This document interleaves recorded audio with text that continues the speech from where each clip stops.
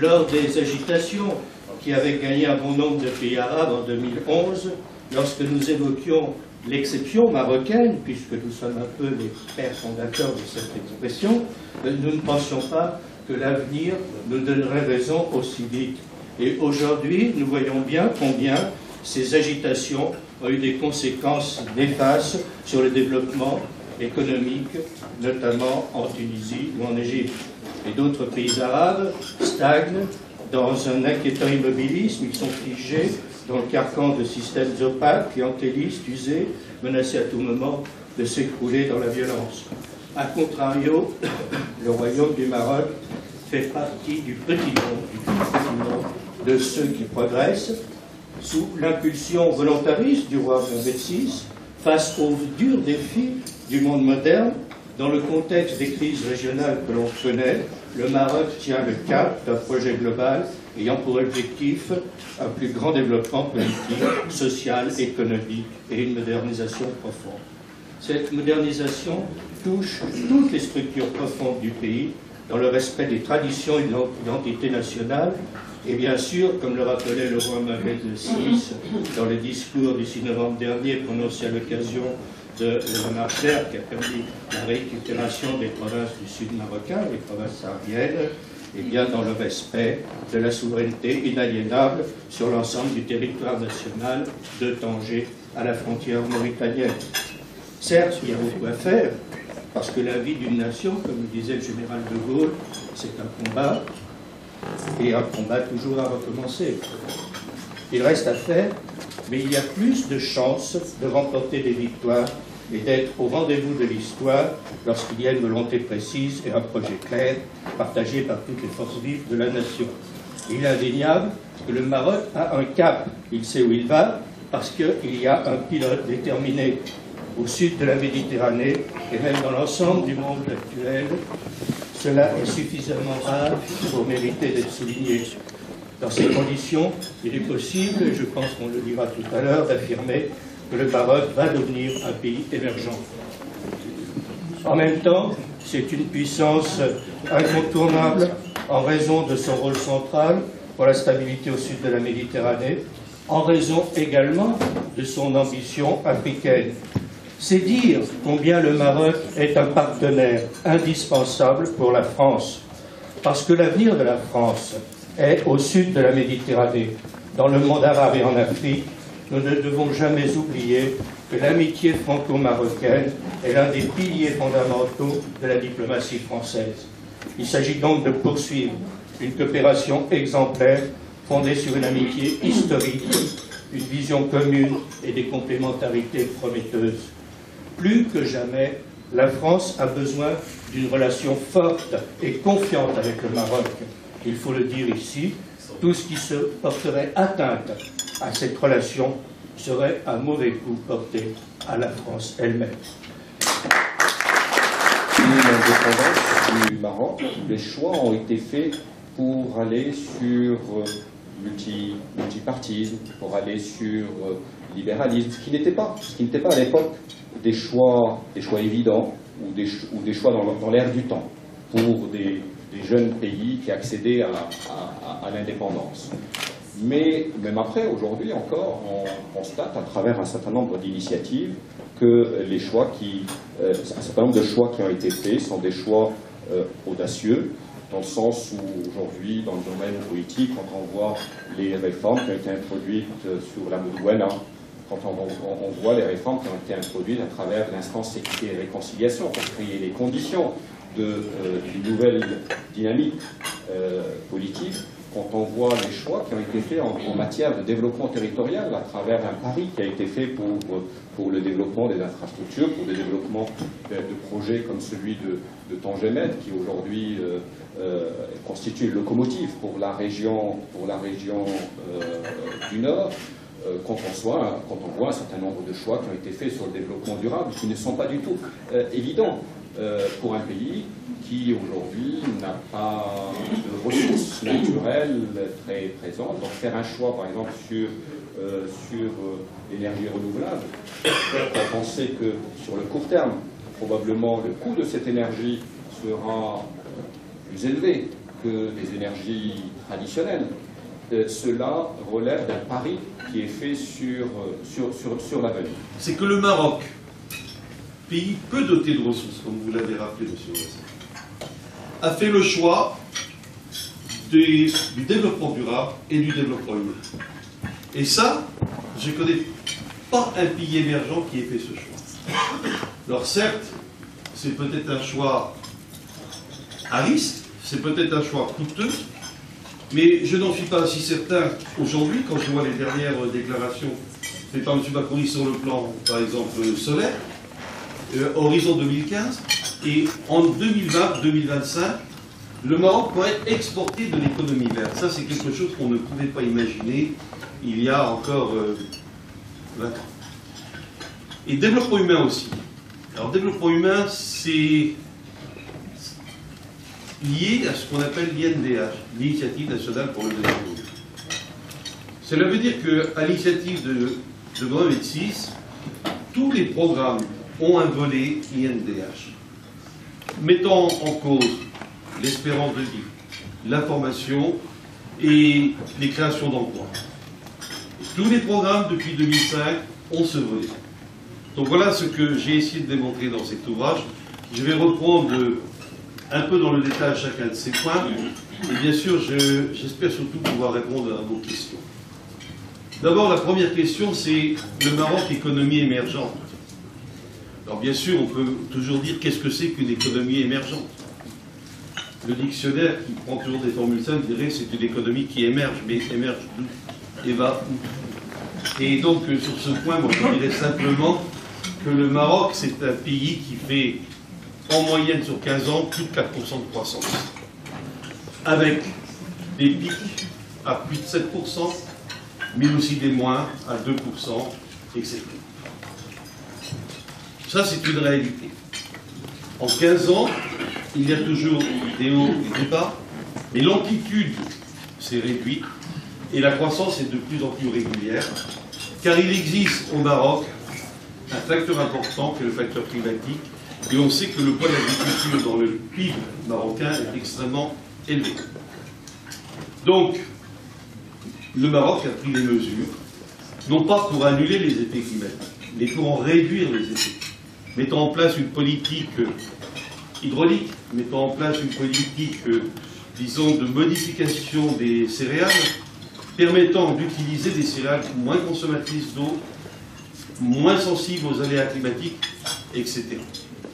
Donc le Maroc est devenu une puissance qui a plus de 4% de moyenne sur les 15 dernières années, qui a vu son PIB multiplié par 2,2, qui a un taux d'inflation faible, très faible, qui a... Alors, le maillon faible pour moi, c'est le commerce extérieur.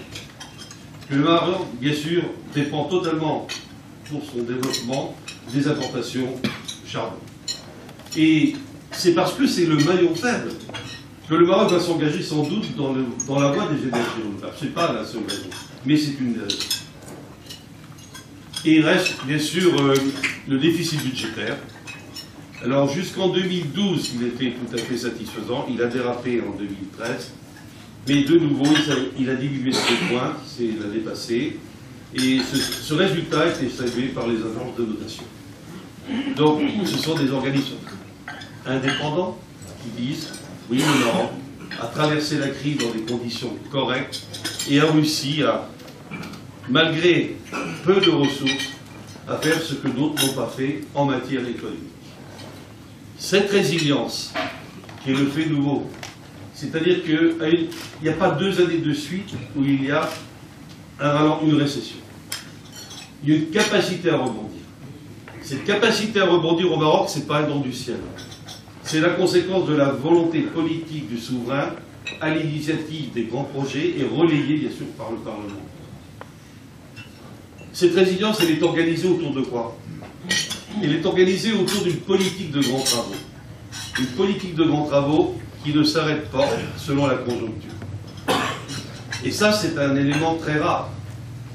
Il pleut, on continue à investir. Il fait soleil, on continue à investir. Et ça, le Maroc s'est lancé dans une politique d'investissement extrêmement importante. Moi, je parle de keynésianisme à la marocaine. Et je crois que ceci aussi doit être souligné. C'est un des premiers éléments de la résilience. Le deuxième élément, c'est d'avoir un système monétaire qui l'a mis à l'abri de la crise financière. Et ce système monétaire, c'est un dirham administré, comme nous le savons, mais c'est un dirham stable. Et moi, je fais un parallèle avec la même situation que nous avons observée en Pologne, avec un zloty non convertible. Par force, eh bien, la Pologne a mieux résisté que les pays qui avaient une monnaie convertible. Et le Maroc tire avantage de la non-convertibilité de sa monnaie, parce que c'est la stabilité. La troisième raison, bien sûr, de cette résilience, c'est aussi tous les programmes qui vont être mis en place, qui vont relayer cette politique. Et ces programmes, c'est le plan Maroc vert, pour bien sûr l'agriculture, c'est le plan halieutique pour la pêche, donc deux plans majeurs pour un secteur primaire extrêmement important au Maroc, le plan émergence pour l'industrie, et la vision 2020 ou 2010 pour le tourisme. Jamais il n'y a de région orpheline dans la politique actuelle menée au Maroc. C'est une politique d'investissement, tous azimuts, qui vise effectivement à faire bénéficier l'ensemble des territoires de cette croissance. Et là, le relais, c'est effectivement les plans sectoriels. Et ces plans sectoriels se déclinent pour la pêche, eh bien, en privilégiant important une pêche industrielle, mais aussi une pêche artisanale dans la région du Sud. Pour l'agriculture, en mettant en place un plan Maroc vert tout à fait original, où on entend bien sûr développer l'agriculture sur la voie de la productivité avec l'intégrateur, mais aussi on entend préserver l'agriculture traditionnelle et défendre dans les régions les plus reculées du Maroc cette agriculture traditionnelle. Vision 2000, oui, Vision 2000, ça a été aussi critiqué. Et je crois que on veut trop avoir de résultats dans le court terme. Si un plan prend 2 ans de retard, qu'est-ce que c'est que le 2 ans à l'image d'un développement économique? Pour moi, l'important du développement économique, c'est de créer l'irréversibilité d'un phénomène. Or, cette irréversibilité, elle a été faite dans le domaine du tourisme, avec l'implantation de nouvelles cités balnéaires. Elle est faite dans le domaine du tourisme aujourd'hui, en développant un tourisme autour de 6 pôles, multiculturels, sportifs, etc., historiques. Eh bien, tout ça permet, en fait, au Maroc, d'irriguer l'ensemble des territoires et d'obtenir des résultats dans toutes les régions du Maroc et dans toutes les provinces. Ça, c'était le deuxième point que je voulais souligner.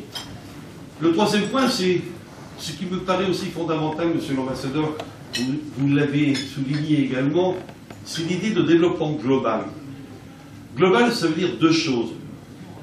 Mêler le durable à l'humain. Ne pas se contenter de statistiques économiques. J'ai un bon PIB, non. Au Maroc, on s'intéresse aussi à l'environnement. Peut-être ça surprendra, mais je pense qu'il y a une désinformation systématique sur certains phénomènes. Quand je dis par exemple qu'il faudrait interdire les golfs, donc on veut développer une politique culturelle dans des régions qui sont faites pour le golf, et qu'on me dit c'est de l'eau potable, non, c'est de l'eau de récupération. Moi j'ai été sur le terrain, c'est de l'eau de récupération. On n'écrit pas que c'est de l'eau potable, c'est de l'eau de récupération. Donc disons la vérité, et on s'en portera mieux. Et ça c'est un point. Donc développement durable, encore autre exemple. Quand on fait le choix de l'agriculture artisanale sur les côtes de Dakhla ou de l'Aïoun, on ne fait pas le choix du productivisme. On fait le choix de protéger les ressources halieutiques. Car on sait très bien que la pêche à une barque, alors, avec un ou deux pêcheurs, c'est quand même pas ça qui va piller les ressources halieutiques. Mais ça, on ne le dit pas. On nous parle effectivement de ce qui reste un problème. La pêche à Casablanca, ça on le sait. Mais le programme halieutique essaie de résoudre ce problème. Donc, développement durable, qui porte sur protéger la ressource naturelle, mais aussi, phénomène nouveau, se lancer sur les énergies renouvelables.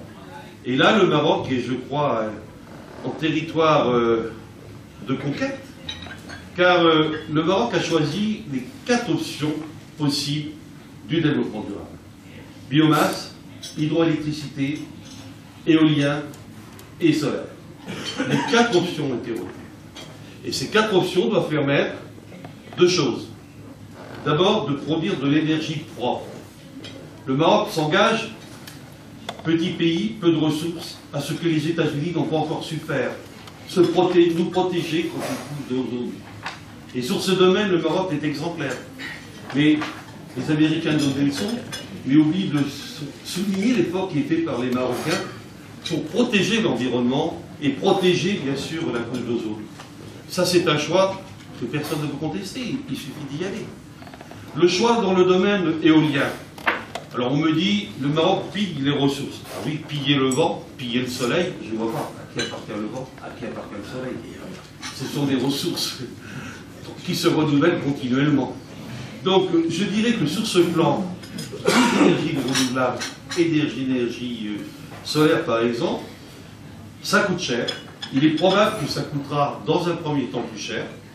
Et voyez-vous, nous, quand le général de Gaulle, quand il suit un vieux gaulliste, eh bien, quand le général de Gaulle a choisi le nucléaire, il n'a pas choisi la voie du moins cher. Il a choisi la voie de l'indépendance.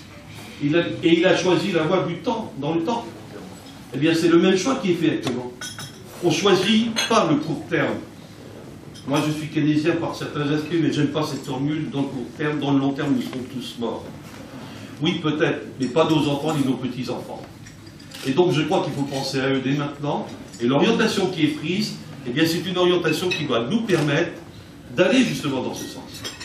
Et puis, le dernier volet, qui me paraît aussi fondamental, c'est le développement humain. Alors, je ne vais pas faire un cours d'économie, mais certains économistes, dont un prix Nobel, Arthur Sen, a mis l'accent sur le problème posé par les limites d'un PIB mesuré simplement à travers des statistiques. Il en a sorti un indice de développement humain qui n'est pas l'initiative nationale de développement humain, il ne faut pas répondre, mais qui va dans le même sens. Je crois que l'initiative de développement humain remonte à 2004. Et que depuis, eh bien, on fait des rapports d'étape, 2010, 2007, 2000, demain 2020.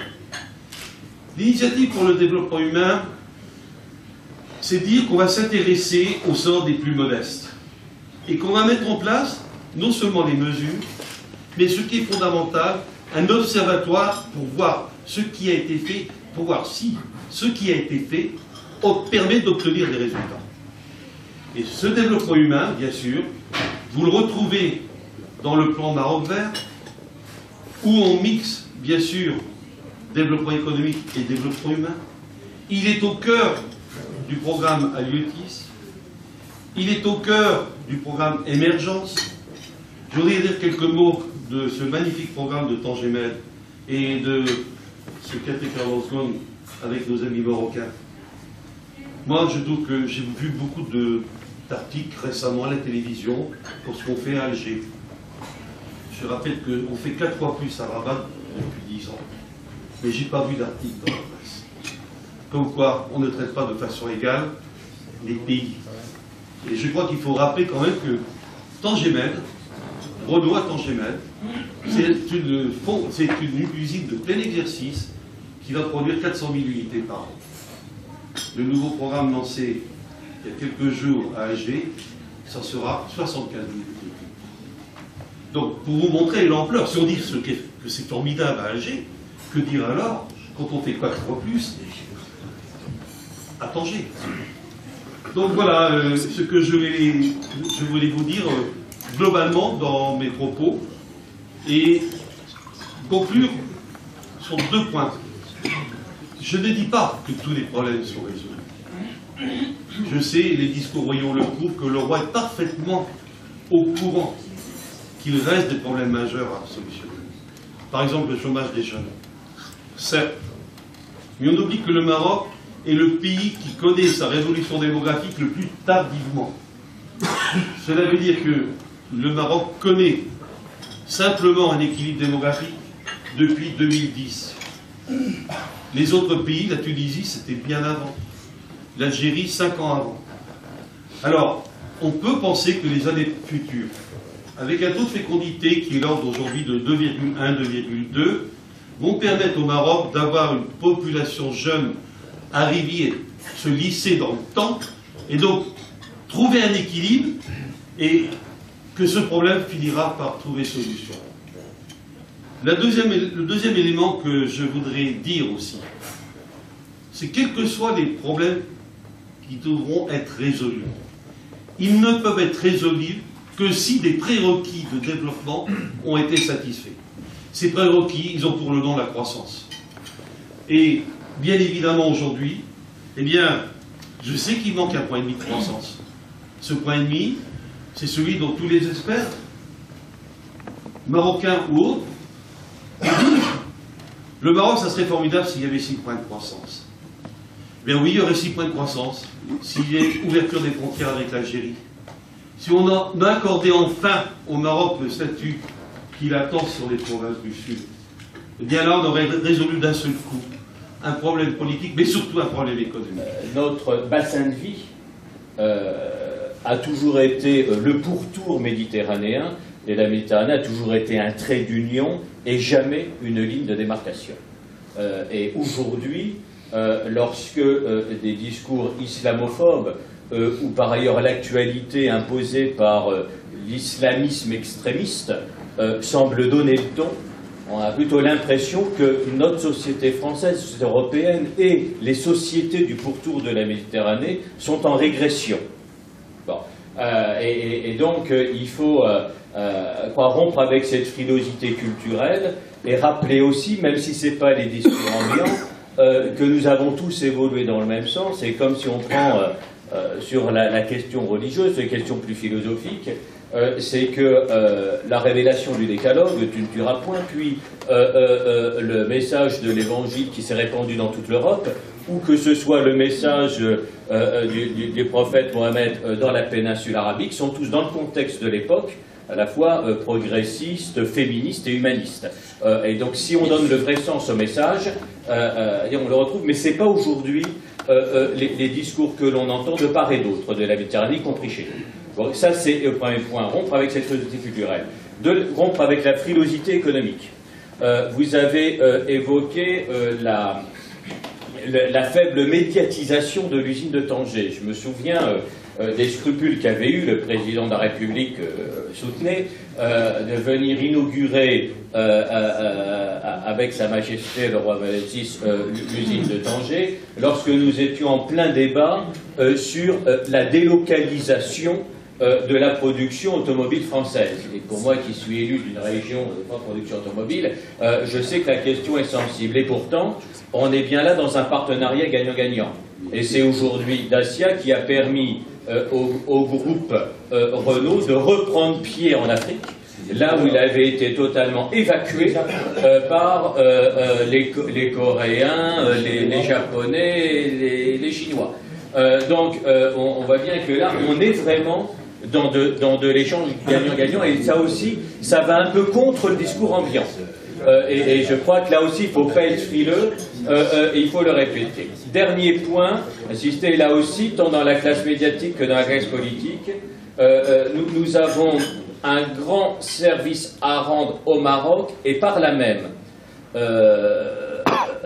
à la fois à l'Europe, à l'Afrique et au Maghreb, sur la question du Sahara et de l'unité nationale. Si le colonisateur avait été le même de la frontière méditerranéenne, de la Méditerranée à la frontière mauritanienne, et s'il était parti en même temps, le problème ne se serait jamais posé, pas plus qu'il ne s'est posé, ou s'est un peu posé à la marge, on s'est posé la question de savoir si Alger avait gain de légitimité sur le Sahara algérien. Puis finalement, on s'est dit qu'on ne pouvait pas partir de l'un sans quitter l'autre, et moyennant quelques accords, on en est parti. Mais la légitimité historique du Maroc sur son Sahara est certainement bien davantage fondée que de l'autre côté de la frontière algérienne. Ça, c'est l'histoire. Bon, alors, il y a eu un jugement du tribunal de laïcité par exemple Côté qui n'a pas dit la même chose, et tout ce contexte, mais aujourd'hui, on a une situation dans le Maghreb qui est empoisonnée. des points de croissance qui sont perdus entre les pays du Maghreb, mais avec des incidences aussi en Europe. On a ce pont qui est effectivement le Maroc vers l'Afrique subsaharienne, qui pourrait être encore beaucoup plus efficient et à plus fort débit si la question saharienne était réglée. Donc je crois effectivement que nous devrions être peut-être plus audacieux et plus offensifs. En tout cas là aussi, la classe politique et médiatique française pour aider le Maroc à régler ce problème. Il faudra peut-être un changement générationnel en Algérie pour y arriver, mais il n'y a pas à y arriver. Mais en tout cas, c'est le meilleur service qu'on rend pas seulement au Maroc, mais à la fois au Maghreb et à l'Europe. Française, donc voilà le message que je souhaitais vous adresser à cette. Ce qui m'intéresse, c'est de voir comment, à partir d'aujourd'hui, à partir de demain, le Maroc va se développer. Parce que le Maroc a des atouts. Et ces atouts, eh bien, il faut les faire savoir en France. C'est pour ça qu'une conférence comme celle qui a eu lieu au Sénat français ce matin est pour moi très importante. Parce que c'est informer de l'avenir, de tous les développements. Et puis rappeler aussi tout ce qui se fait au Maroc. Parce qu'on a l'air de croire que le Maroc démarre. Le Maroc ne démarre pas du tout. Sur l'aéronautique, sur la formation des pilotes, sur les médecins, pour toute l'Afrique. Et donc, moi, je crois qu'il faut absolument qu'on regarde d'une manière différente un grand pays qui est le Maroc. Il faut le regarder d'un œil différent.